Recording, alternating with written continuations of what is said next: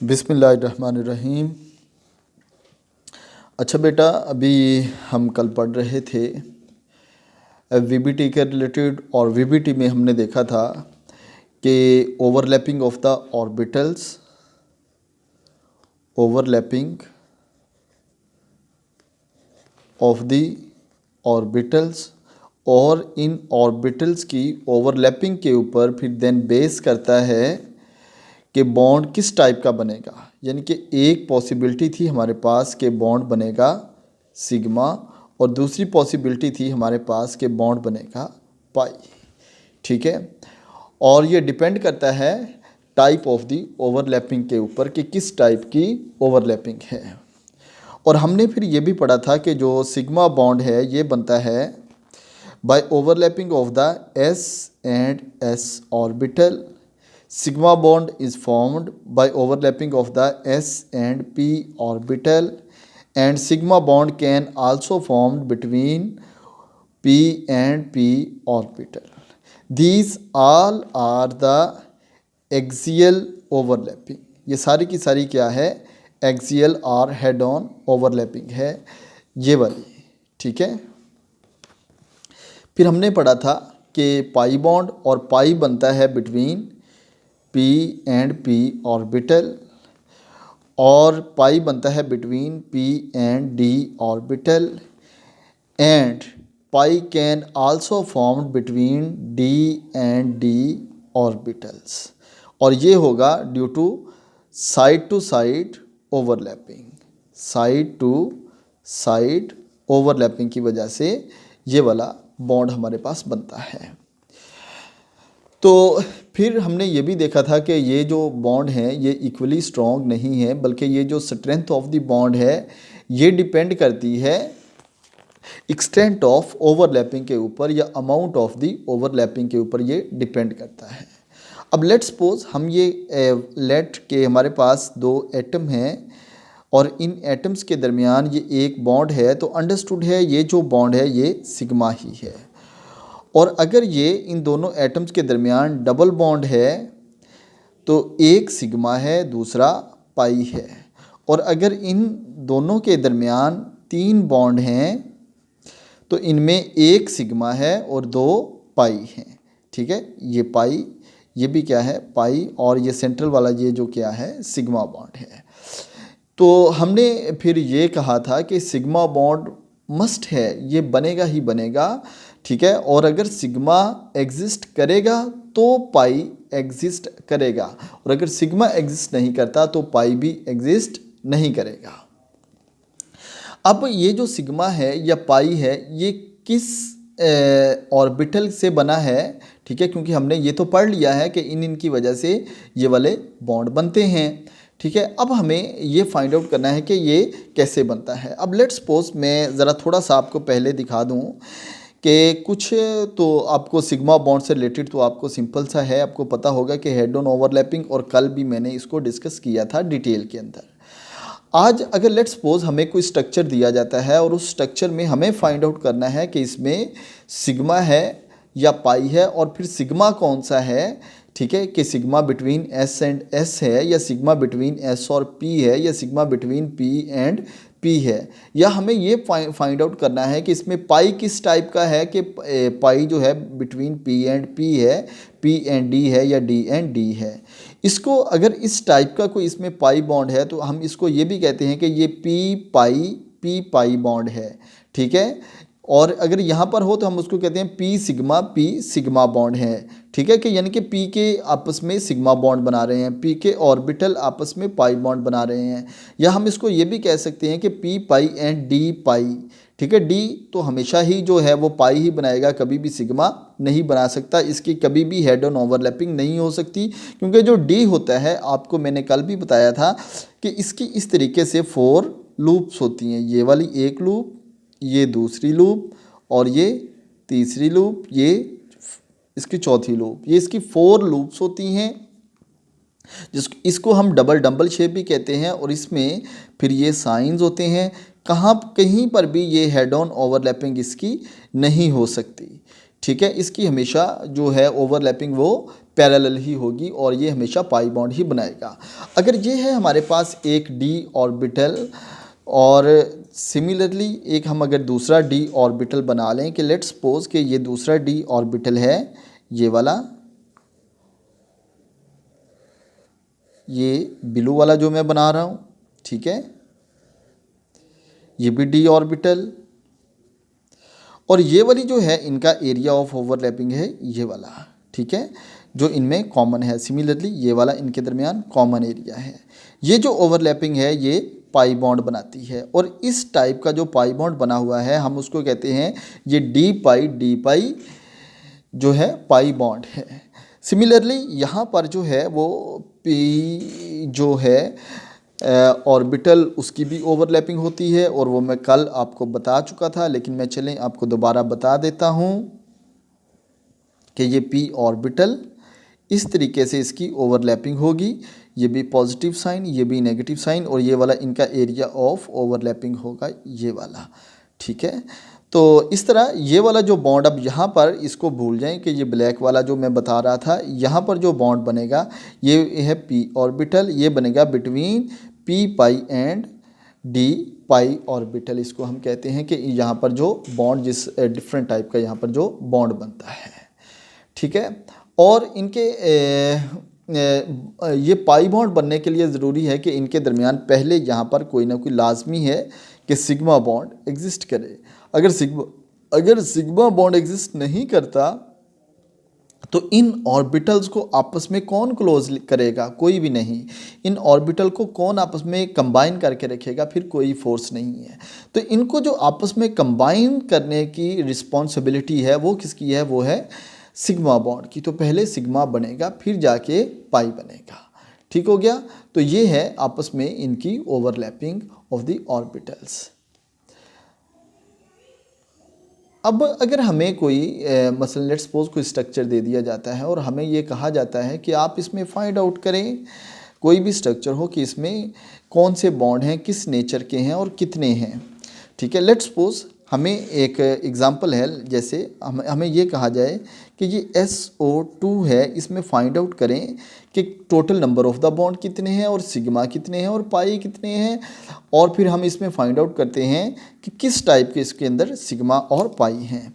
इसमें यह है कि जो ये वाले एटम्स लिखे हुए हैं इनके फर्स्ट ऑफ ऑल आपको इलेक्ट्रॉनिक कॉन्फ़िगरेशन का पता हो। जैसे जो सल्फ़र है इसका एटॉमिक नंबर है 16 और इसकी इलेक्ट्रॉनिक कॉन्फ़िगरेशन होगी 1s2 2s2 2p6 3s2 and 3p4। ये 16 इसमें 2 4 6 और कितने हो गए टोटल 10, 2 12 और 4 16, 16 इसके अंदर इलेक्ट्रॉन हो गए। सिमिलरली फिर हमारे पास है ऑक्सीजन, और ऑक्सीजन का एटॉमिक नंबर है 8, इसकी होगी 1s2 2s2 एंड 2p4, ठीक है। अब देखें ये है इसका वैलेंस शेल, सिमिलरली ये है इसका वैलेंस शेल। क्लियर हो गया। हम जो वैलेंस शेल वाले हैं इनको ऑर्बिटल्स की फॉर्म में भी लिख सकते हैं, और ये लें जी मैं यहाँ पर ऑर्बिटल की फॉर्म में लिख रहा हूँ। ये है 3s और फिर ये क्या है आगे बेटा जी 3p, और ये 3px लिखें, इधर 3py लिखें और इधर 3pz लिखेंगे आप। इधर ये क्या है 3s है, इसके अंदर 2 इलेक्ट्रॉन थे, रिमेनिंग जो 4 इलेक्ट्रॉन हैं वो इस p ऑर्बिटल के अंदर हैं, ठीक हो गया। अब यही जो ऑक्सीजन है इसको भी मैं इस ऑर्बिटल की फॉर्म में लिख लेता हूँ। ये है 2s और ये है 2p और आगे फिर ये 2px, ये 2py और 2pz, ये आप साथ साथ इसके लिखेंगे। मैं साथ हर एक के नहीं लिखता क्योंकि मैं थोड़ा सा टाइम सेव कर रहा हूँ, इस वजह से आप सबके साथ ये लिखेंगे कि ऑर्बिटल ये कौन सा है। अच्छा जी, ये होगी इसकी इलेक्ट्रॉनिक कॉन्फ़िगरेशन इनकी, ठीक है। ये 2px है, ये 3px है, इसी तरह ये 2py है, ये 3py है, ये 2pz है और ये क्या है 3pz है। क्लियर हो गया ना। अब अगर हम इसमें देखें कि 2 ऑक्सीजन है, जो दूसरा ऑक्सीजन है उसकी में सिचुएशन भी यही रहेगी। मैं उसके भी अगर ये देखूं कि ये है ऑक्सीजन, इसका भी atomic number 8, same electronic configuration होगी। और ये 2s2 एंड 2p4, फिर आगे ये इसका भी 2s और फिर इसका भी 2p, और जो इलेक्ट्रॉन इसमें हैं सेम ये ऑक्सीजन ही है, ठीक है। तो इस वजह से मैंने ये लिख दिए हैं, इसके अंदर भी इलेक्ट्रॉन्स। अब इसमें जो सेंट्रल एटम है, अगर आप ऑब्जर्व करें, आपके पास इस SO2 के अंदर वो है सल्फ़र, इसके अंदर क्या है, सल्फ़र, ठीक है। ये सेंट्रल एटम है, और जो सेंट्रल एटम है उसके साथ आप देखें कि ये कितने कोवलेंट बॉन्ड बना सकता है। यहाँ पर ये 2 कोवलेंट बॉन्ड बना सकता है, लेकिन अगर हमने इन दोनों ऑक्सीजन को इसके साथ अटैच करवाना है तो आपको फिर ये बात समझ लेनी चाहिए कि 2 ये कोवलेंट बॉन्ड और 2 ही ये कोवलेंट बॉन्ड बनाएगा, यानी कि आपके पास जो सेंट्रल एटम है उसके पास 4 कोवलेंट बॉन्ड बनाने की एबिलिटी होनी चाहिए, उसके पास 4 कोवलेंट बॉन्ड बनाने की एबिलिटी होनी चाहिए, ठीक है। तो फिर ये 4 कब पॉसिबल है, क्योंकि ये 3s है, 3p है, और आगे इसके बाद यहाँ पर 3d भी इसमें अवेलेबल है, 3d भी इसमें अवेलेबल है। और अगर मैं फिर सल्फ़र की ये इलेक्ट्रॉनिक कॉन्फ़िगरेशन कुछ ऐसे करूँ, मैं इसको खींच के इधर ले आया हूँ, देखें तो ये है आपके पास बेटा 3s और ये 3p, और फिर आगे आपके पास है 3d, और ये d के अंदर 5 ऑर्बिटल होते हैं, आगे इनके आपने नेम लिख लेने हैं, ठीक है। अब इनमें तो देखें आप, अगर मैं आपको साथ ही सब कुछ दिखा सकूं, ये लें, ट्राई करता हूं।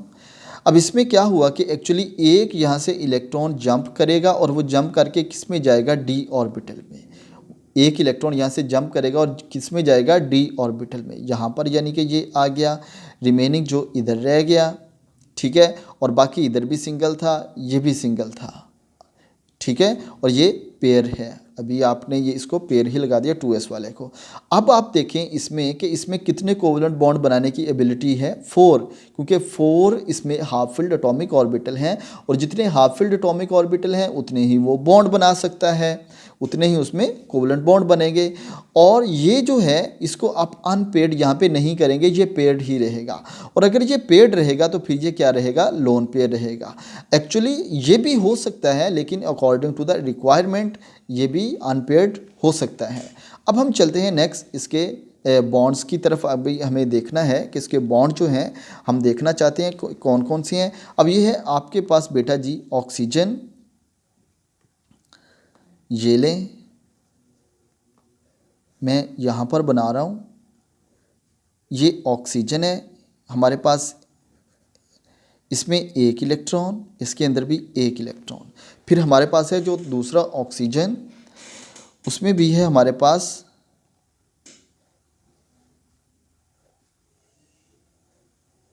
मैंने इधर जानबूझ के इधर लिख दिए इलेक्ट्रॉन, आप जिधर चाहें इनको लिख सकते होते हैं, इसका इशू नहीं होता, क्योंकि ये डीजनरेट ऑर्बिटल्स हैं। ये ऑक्सीजन है, ये भी ऑक्सीजन है, 2 डिफरेंट ऑक्सीजन जो हैं वो मैंने लिख दिए हैं। ये इसका 2s है आगे इस ऑक्सीजन का, और इधर इसका भी 2s है, और इसमें भी 2 इलेक्ट्रॉन हैं, और इसके अंदर भी 2 इलेक्ट्रॉन हैं, ठीक है। ये ऑक्सीजन का 2p है, ये भी क्या है, 2s है, और ये 2p है, ये भी क्या है, 2p है। अब हम देखते हैं कि बॉन्ड किस किस के दरमियान में बनेगा।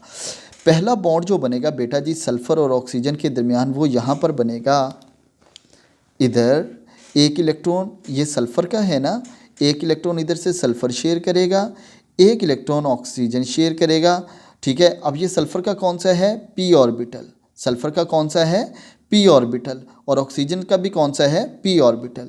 यानी कि ये सल्फ़र एक बॉन्ड बनाएगा ये वाला, और ये बॉन्ड होगा सिग्मा, और ये बॉन्ड होगा बिटवीन p एंड p। ये बॉन्ड कौन सा है, सिग्मा, और बॉन्ड कहाँ किन ऑर्बिटल से बना है, p और p से। फिर देखें ये दूसरा जो बनाएगा यहाँ पर कोवलेंट बॉन्ड, ये पॉसिबल है, और ये बनेगा पाई इसी के साथ, ठीक है। और ये किसके दरमियान बना, बिटवीन p एंड p, ये भी p ऑर्बिटल है ना, ठीक है, ये भी क्या है, p ऑर्बिटल है। क्लियर हो गया। अब चलें जी नेक्स्ट दूसरे ऑक्सीजन की तरफ एक ऑक्सीजन, ये ऑक्सीजन के दोनों half filled atomic orbital bond बना चुके हैं। अब देखते हैं इसके लिए ये बॉन्ड बनाएंगे। अब एक इलेक्ट्रॉन इस सल्फर से आया, एक इस ऑक्सीजन से आया, एक बॉन्ड बना, ये लें जी। और ये बॉन्ड जो पहला बन रहा है वो कौन सा है, सिग्मा, और ये किस किस के दरमियान बन रहा है, between P and P orbital के दरमियान। दूसरा जो बॉन्ड बन रहा है वो ये वाला। अब इसका यहाँ पे देखें, ये डी से है हाफ फील्ड एटॉमिक ऑर्बिटल, ये पी से है, तो ये हमारे पास दूसरा बनेगा between P and D orbital. ठीक है। अब हमारे पास जो बना इसके अंदर वो बना sigma bond from P and P. ठीक है। और हमारे पास बना pi bond from P and D. और फिर हमारे पास बना सिग्मा बॉन्ड दूसरे ऑक्सीजन का बिटवीन पी एंड पी। और हमारे पास बना था pi bond between P and P orbital. तो देखिए हमारे पास total number of the bond formation कितने हैं, 4। और 4 जो बॉन्ड हैं वो किन किन ऑर्बिटल से बने हैं वो यहाँ से हम इनको ईजिली बता सकते हैं। अब जो रिमेनिंग ये वाला जो एक पेयर था ये सल्फ़र के ऊपर, ये लोन पेयर की फॉर्म में यहीं पे एग्जिस्ट करेगा, यहीं पे एग्जिस्ट करेगा। आप इस तरह इसके डॉट लगा दें, 2 डॉट लगा दें, या आप इसका इस तरीके से ये ऑर्बिटल ड्रा कर दें। ये लोन पेयर का ऑर्बिटल इसके ऊपर आपने शो कर दिया है। ठीक है। सिमिलरली ऑक्सीजन के ऊपर भी 2 लोन पेयर हैं, एक ये एस वाला, एक ये पी के अंदर। सिमिलरली इसके अंदर भी 2 लोन पेयर होते हैं। तो ये टोटल हमने जो इसका नंबर ऑफ़ द बॉन्ड और किस नेचर के बॉन्ड हैं उनको भी हमने इस के अंदर, इस एग्जांपल के अंदर फाइंड आउट किया है। तो इस तरह आपके पास जितनी भी लॉट ऑफ द एग्जांपल्स हों उनमें आप इनकी ये फाइंडिंग कर सकते हैं कि कौन कौन से बॉन्ड बनेंगे और किस किस के दरमियान बनेंगे। ठीक है। तो चलें अभी हम फिर आगे चलते हैं। अच्छा, दूसरा ये भी है, आपको ये भी इंफॉर्मेशन है यहाँ पर कि ये है बिटवीन 2p एंड 3p। ये जो बॉन्ड बन रहा है ये भी आप स्पेसिफाई कर सकते हैं कि ये जो बॉन्ड बना है बिटवीन, ये ऑक्सीजन का 2p है ना, और ये इसका सल्फ़र का क्या था, ये देखें इधर, ये 3p है। ठीक है। तो बॉन्ड बना है बिटवीन 2p और 3p। ऐसे ही बॉन्ड बना है बिटवीन किसका है, ये 2p और 3d। बॉन्ड बना है बिटवीन 2p एंड 2p, ऐसे ही 2p एंड 3p। और इसी तरह इसके अंदर भी जो बॉन्ड बना है बिटवीन 2p एंड 3p। तो आप इनको स्पेसिफाई भी कर सकते हैं इस तरीके से कि बॉन्ड जो है वो किस किस के दरमियान में बन रहा है, 2p के दरमियान बन रहा है या 3p के दरमियान बन रहा है। ठीक है। तो ये हम एग्जैक्टली यहाँ से भी हमें आइडिया हो जाएगा कि जो बॉन्ड बन रहा है बिटवीन 2p और 2p वो स्ट्रॉन्गर होता है as compare to the 2p और 3p, क्योंकि 3p का साइज़ बड़ा हो जाएगा। जैसे ही इनका आपस में एक दूसरे से साइज़ डिफ्रेंशिएट करता जाएगा, इनकी ओवरलैपिंग उतनी कम होती जाएगी। जितनी इनकी साइज़ आपस में सिमिलर रहेंगे, आलमोस्ट सिमिलर रहेंगे, फिर ये इनकी जो ओवरलैपिंग है वो भी एक अच्छे तरीके से होती जाएगी। तो इसी तरीके से हम फाइंड आउट कर सकते हैं। मैंने आपको ये अभी एक लोन पेयर एक्साइटेड स्टेट में दिखाया था, अभी मैं आपको जो दूसरा लोन पेयर है इसका वो भी इसकी एक्साइटेड स्टेट में ही दिखाता हूँ। तो देखें जी, ये हमने SO2 के लिए किया था। अभी जो मैं कर रहा हूँ वो मैं कर रहा हूँ SO3 के लिए, कि हम SO3 जो है मालिक्यूल उसके अंदर कैसे इसकी फाइंड आउट करेंगे नंबर ऑफ़ द बॉन्ड्स और एट्सेट्रा को। SO3। अब देखें जो मैं इलेक्ट्रॉनिक कॉन्फ़िगरेशन पहले करके आ गया हूँ वो तो सेम रहेगी, यानी कि सल्फ़र के लिए इलेक्ट्रॉनिक कॉन्फ़िगरेशन आपकी बेटा रहेगी 3s2 एंड 3p4। ऑक्सीजन के लिए आपकी रहेगी, एक जो ऑक्सीजन है उस ऑक्सीजन के लिए आपकी रहेगी 2s2। आप पूरी लिखेंगे, मैं जस्ट वही वैलेंस शेल वाली लिख रहा हूँ ये। और जो इसमें एक फिर और ऑक्सीजन है उसकी फिर अगेन यही होगी 2s2 एंड 2p4। और फिर जो तीसरा ऑक्सीजन है उसकी क्या होगी, अगेन 3s2 ये होगी 2s2 एंड 2p4। ये देखिए मैंने डिफरेंट कलर से इस ऑक्सीजन को शो किया है ताकि हम ज़रा इनमें डिफ्रेंशिएट कर सकें, क्योंकि आगे हमें बॉन्ड बनाने हैं। अब हम इनके ऑर्बिटल्स की फॉर्म में इसको लिखते हैं, और आपको आइडिया है कि हम सल्फ़र को कैसे लिखेंगे। ये लें जी 3s और इसके बाद लिखेंगे 3p। ये 3s और 3p, s के अंदर 2 इलेक्ट्रॉन और p के अंदर 4 इलेक्ट्रॉन, और ये 4 इलेक्ट्रॉन मैंने पुट कर दी इसके ग्राउंड स्टेट में। अब देखें कि इस ऑक्सीजन के पास आ जाएं, इस ऑक्सीजन की लिखें तो ये हमारे पास बनेगी जनाब 2s में ये 2 इलेक्ट्रॉन, और इसी तरह फिर 2p में 4 इलेक्ट्रॉन, ऐसे करके लगा दें चलें। और फिर हमारे पास है जनाब नेक्स्ट ऑक्सीजन, उसका भी सबका, यानी कि ये तो इलेक्ट्रॉनिक कॉन्फ़िगरेशन सेम रहेगी। अब आपको ये टॉपिक बिल्कुल क्लियर होना चाहिए, ठीक है, इसमें कोई एम्बिग्विटी नहीं होनी चाहिए। मैं बहुत डिटेल के साथ इसको क्लियर कर रहा हूँ। इसके बाद मुझे हाइब्रिडाइजेशन का भी आपको मैं वीडियो, वो भी इंशाल्लाह आज ही अभी अपलोड करूँगा।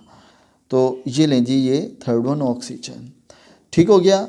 ये मैंने इनकी लिख ली है ग्राउंड स्टेट इलेक्ट्रॉनिक कॉन्फ़िगरेशन। अब ऑक्सीजन के पास तो एक्साइटेड स्टेट है ही नहीं, ठीक है, इसके पास क्योंकि डी ऑर्बिटल ही नहीं है। इसके पास आगे ये 3s है, ये 3p है, तो इसके बाद आगे 3db अवेलेबल है।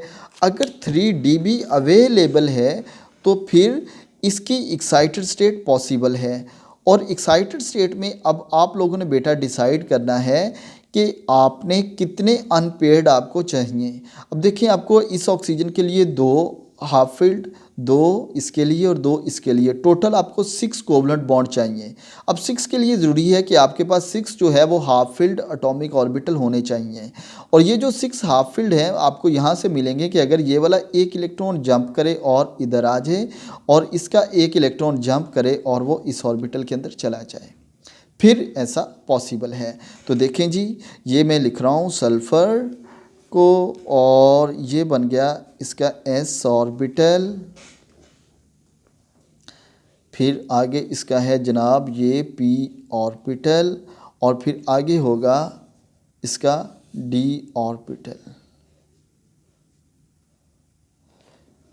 ठीक है। ये क्या हो गया, इसका d ऑर्बिटल हो गया। अब इनमें देखें कि मैं जैसे यहाँ से, आपको समझ आ रहा है ना, ये मैंने सामने शो कर दिया, एक इलेक्ट्रॉन यहाँ पर एक जंप करके चला गया इधर, इसका एक इधर रह गया, एक जंप करके चला गया इधर, रिमेनिंग ये वाले ऑलरेडी अनपेयर्ड थे। ये इसकी मैंने एक्साइटेड स्टेट लिख दी। अब आप देखें कि हाफ फील्ड एटॉमिक ऑर्बिटल कितने हैं। हाफ फील्ड एटॉमिक ऑर्बिटल अब हो गए 6, तो ये कितने कोवलेंट बॉन्ड बनाएंगे, 6 बना सकते हैं। तो लें जी, अब हम नेक्स्ट चलते हैं, फिर ऑक्सीजन के जो ऑर्बिटल्स हैं उनको ड्रा करते हैं। यह है ऑक्सीजन के 2 ऑर्बिटल, और फिर चलें जी ऐसे करेंगे अभी हम। तो इनमें एक इलेक्ट्रॉन, इधर एक इलेक्ट्रॉन, ये पहला ऑक्सीजन हो गया। उसके बाद बेटा दूसरा ऑक्सीजन आपके सामने है, यहाँ से आपको बिल्कुल सब कुछ नज़र आ रहा है, देखें ये ले। तो फिर अगेन दूसरा ऑक्सीजन,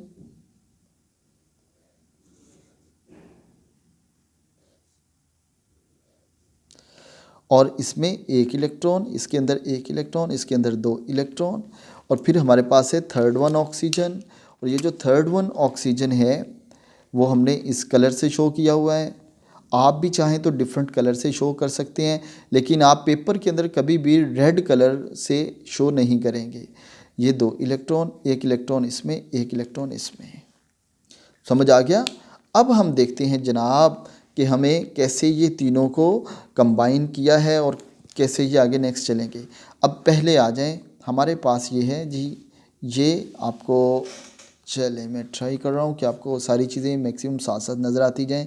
सल्फ़र, ठीक है, जो पहला बॉन्ड बना इधर बना सल्फ़र और इसके दरमियान। अब सल्फ़र का ये कौन सा है बेटा जी, इधर लिख लें, अगर आप लाजमी लिखें, बल्कि 3s 3p और इसके बाद आगे 3D, बल्कि आप ये भी साथ लिखें px py या d²x या जो भी है उसके ऑर्बिटल वो भी आप लिखें। सिमिलरली इसको भी आप लिखेंगे कि ये क्या है, ये 2p है या 2s है, जो भी आप है वो भी आप साथ साथ इसके लिखते जाएंगे।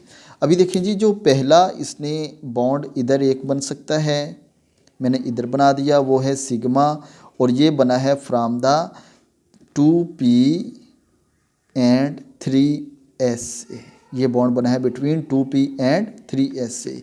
और जो दूसरा बना है वो बना है बिटवीन 2p एंड 3p से, और वो बना है पाई बॉन्ड, और ये ऑक्सीजन इसके साथ अटैच हो गया। ठीक है, और ये जो बना है इसको हम कहते हैं पाई बॉन्ड, और ये जो पाई बना है ये बना है बिटवीन, ये 2p है ना, और ये क्या है 3p, 2p और 3p इसके दरमियान ये बॉन्ड बना है। और फिर अभी हम चलते हैं जनाब, ये जो नेक्स्ट ऑक्सीजन है हमारा, इसको ले लें। इसमें एक बॉन्ड इसके साथ बना, ये जो पहला बॉन्ड है ये कौन सा है, ये है सिग्मा बॉन्ड, और ये जो सिग्मा बना है ये बना है बिटवीन किस किस के दरमियान है, 2p और 3p, 2p और 3p के दरमियान ये बॉन्ड बना है। और इसी तरह जो दूसरा बॉन्ड बना है वो है पाई, और वो किस किस के दरमियान बना है जनाब, वो बना है इस ऑक्सीजन के साथ है दूसरा बॉन्ड, और वो है पाई। और पाई कहाँ कहाँ से बना है, पाई बना है from 2p and 3p orbital से। एक रह गया हमारा ऑक्सीजन, उसमें देखें ये आ गया जनाब यहाँ पर और यहाँ पर, तो दो बॉन्ड हमारे यहाँ पर इसके साथ बन के यहाँ पर, ठीक हो गया। तो इस तरीके से इसके बॉन्ड बनेंगे। अब यहाँ पर अगर आप देखें कि एक यहाँ पे ड्रॉबैक भी है, और वो ड्रॉबैक ये है कि अगर आप इस ऑक्सीजन को देखें तो इसका ये जो डी ऑर्बिटल है वो एक सिग्मा बॉन्ड बना रहा है, हालांकि डी सिग्मा नहीं बनाता। ठीक है, बिल्कुल क्लियर है, ये नहीं बनाता, लेकिन यहाँ पर क्योंकि जो सिग्मा है वो इसी किसी पी से ही बनेगा, डी पाई से ही बनेगा, लेकिन हम यहाँ पे वो उसको 1 बाई 1 उस एटम के अकॉर्डिंग चल रहे हैं, इसलिए वो यहाँ पे हमें स्पेसिफिकली यहाँ पे ही शो करना पड़ रहा है। वरना जो हमेशा सिग्मा बॉन्ड होता है वो पाई से बनेगा, पी से बनेगा, डी से नहीं बनेगा। यानी कि ये जो सिग्मा है ये सिग्मा यहाँ से किसी में से आएगा आपके पास। तो इसमें से भी एक आपके पास सिग्मा आ गया और दूसरा आ गया पाई, जिसके दरमियान ये बना है आप बेटा जी लिख सकते हैं, ये बना है बिटवीन 2p एंड 3d। इसी तरह ये भी बिटवीन 2p एंड 3d यहाँ पर इसके दरमियान बना है। इसी वजह से जो नेक्स्ट कॉन्सेप्ट है अभी हम उसमें जाके इसी चीज़ का ये जो ड्रॉबैक है इसी को ही क्लियर करने की इंशाल्लाह वहाँ पर भी ट्राई करते होते हैं। तो ये SO3, इसी तरह लॉट ऑफ द आपके पास कोई भी कंपाउंड आ सकता है, उस कंपाउंड के इस तरीके से आप फाइंडिंग कर सकते हैं। और यहाँ से फिर अगर आपको आइडिया लगाना हो कि इनमें से कौन सा बॉन्ड स्ट्रॉन्गर है और कौन सा वीकर है, ये भी बहुत इजी है। सबसे पहले तो सिग्मा बॉन्ड जो है वो सबसे स्ट्रॉन्ग होगा, और सिग्मा में जिसके अंदर S इन्वॉल्व है वो P के कंपेरेटिव ज़्यादा स्ट्रॉन्ग है, यानी कि ये जो बॉन्ड है ये ज़्यादा स्ट्रॉन्ग होगा क्योंकि इसमें एस करैक्टर इन्वॉल्व है। यहाँ पर देखें कि ये भी सिग्मा है इधर भी, लेकिन ये PP वाला है। ठीक है, ये भी इधर सिग्मा है, ये भी PP वाला होगा, या यहाँ पर जो PD शो किया हुआ है वहाँ पर है। ठीक है, तो सिग्मा के अकॉर्डिंग जिसमें S इन्वॉल्व है वो सबसे स्ट्रॉन्ग है। उसके बाद आ जाएंगे साइज़ के ऊपर, यानी कि जो बिटवीन 2p और 2p बना है वो स्ट्रॉन्ग है as compare to the 2p और 3p, और जो बिटवीन 3p और 3p बना है वो वीक है as compare to the 2p and 3p। ठीक है, क्योंकि वो साइज़ उसी तरीके से उसका बड़ा होता जा रहा है। तो ये साइज़ के अकॉर्डिंग भी इसमें आप देख सकते हैं। तो लॉट ऑफ द कंपाउंड्स हो सकते हैं जिनमें आप इसी तरीके से इनकी फाइंडिंग कर सकते हैं। ठीक हो गया, तो कौन सा सिग्मा बनाएगा कौन सा पाई बनाएगा ये आपके लिए फाइंड आउट करना ये आसान होगा। अब यहाँ पर ये दो हैं, दो से ज़्यादा भी हैं कंपाउंड जिनकी आप कर सकते हैं, जैसे H2SO4 है, वहाँ पर जो बॉन्डिंग है वो भी आप देख सकते हैं। अब आपको जो H2SO4 है उसका जो स्ट्रक्चर है वो भी आपको उसके बारे में भी हौनो होनी चाहिए कि वो कैसा है। वो होता है कुछ ऐसे कि ये एस डबल बॉन्ड OH और ये भी OH। अब इसमें S का जो एक होगा वो बॉन्ड जो है उस एक लोन पेयर रहेगा और बाकी ये इसी तरीके से इसके अंदर ये बॉन्डिंग इन्वॉल्व हो जाएगी। ऑक्सीजन का एक बॉन्ड हाइड्रोजन के साथ और दूसरा बॉन्ड जो है वो सल्फ़र के साथ बनेगा। सिमिलरली इस ऑक्सीजन का एक बॉन्ड हाइड्रोजन के साथ और दूसरा जो है वो सल्फ़र के साथ बनेगा और इस ऑक्सीजन के दोनों बॉन्ड ही सल्फ़र के साथ बनेंगे और इनमें से एक सिग्मा बनेगा और एक पाई बॉन्ड बनेगा। यानी कि सिग्मा के पास 4 अनपेयर्ड इलेक्ट्रॉन होने चाहिए। सिग्मा के पास कितने होने चाहिए? 4 अनपेयर्ड इलेक्ट्रॉन होने चाहिए, ठीक है। और 4 जब इसके पास होंगे तो एक इसके पास लोन पेयर बच जाएगा, ठीक है। तो ये वाला जो स्ट्रक्चर है इसको भी आप बनाएं और बना के इसकी भी ट्राई करें, ठीक है। तो इस तरीके से आप number of the bond etcetera जो भी है डिफरेंट कंपाउंड्स के अंदर उनकी फाइंडिंग कर सकते हैं कि वो बॉन्ड कितने बॉन्ड रखता है और कौन से बॉन्ड रखता है। और फिर इसमें यहाँ पर आप स्ट्रेंथ ऑफ द जो कंपाउंड है वो भी फाइंड आउट करते हैं। स्ट्रेंथ जो डिपेंड करती है वो डिपेंड करती है number of the covalent bond के ऊपर। तो बेटा जिसमें number of the covalent bond ज़्यादा हैं वो ज़्यादा स्ट्रॉन्ग है एज़ कम्पेयर टू कि जिसके अंदर number of the covalent bond कम है। और इसी तरीके से अगर उनमें number of the covalent bond equal हैं तो फिर आप देखेंगे कि उसमें उनकी नेचर कैसी है कि उसके दरमियान जो बॉन्ड है वो बिटवीन S और S किसके अंदर है और S और P किसके अंदर है। वहाँ से फिर आप इसकी स्ट्रेंथ को फाइंड आउट कर सकते हैं कि इनमें से कौन सा जो कंपाउंड है वो ज़्यादा स्टेबल है और कौन सा जो कंपाउंड है वो यहाँ पर उससे लेस स्टेबल है। तो इस लेक्चर में जस्ट यही था। तो नेक्स्ट जो है वीडियो वो हमारी होगी हाइब्रिडाइजेशन और फिर हम उसके बाद आगे चलेंगे और फिर हम फाइंड आउट करेंगे नेक्स्ट उसमें VBT को इसके अंदर ही इन्वॉल्व करेंगे। थैंक यू जी, अल्लाह हाफिज़।